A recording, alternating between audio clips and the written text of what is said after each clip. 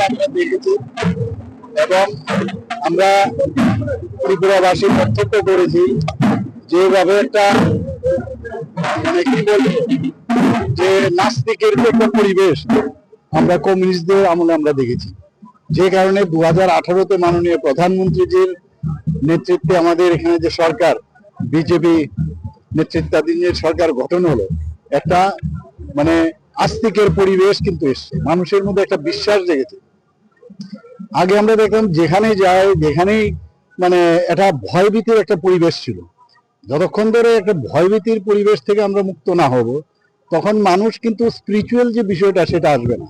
আর স্পিরিচুয়ালিটির সাথে দেব দেবীদের স্মরণ করা, এর মধ্যে যে একটা কানেক্ট হওয়া, সেটা একমাত্র যখন ল অ্যান্ড অর্ডার এই রাজ্যে থাকবে বা যে কোনো রাজ্যে দেশের মধ্যে থাকবে, তবেই সেটা সম্ভব হবে।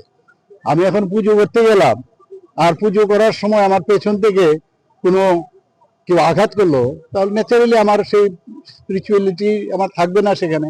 এবং আমরা জানি শান্তিকালীর যে মহারাজ, ওনাকে কিভাবে নৃশংসভাবে গুলি করে হত্যা করেছে আপনারা সবাই জানেন। তো এই পরিবেশ থেকে কিন্তু আমরা এখন মুক্ত হয়েছি, এবং যার মেইন যে কারণ সেটা হচ্ছে সমাজ পরিবর্তন হয়েছে। সব জায়গায় মানুষ এখন শান্তির যে একটা মহল সেটা কিন্তু পেয়েছে, যে কারণে এত পুজো বেড়ে গেছে। আজকে জিরানিয়াতে এসছি, আমাদের মাননীয় মন্ত্রী, ওনারই এলাকা সুশান্ত চৌধুরী মহোদয়ের, আর ওনার তো প্রতি বছরে 1 ফিট করে কালী মূর্তি বাড়ে। এবার শুনলাম 48 44 মানে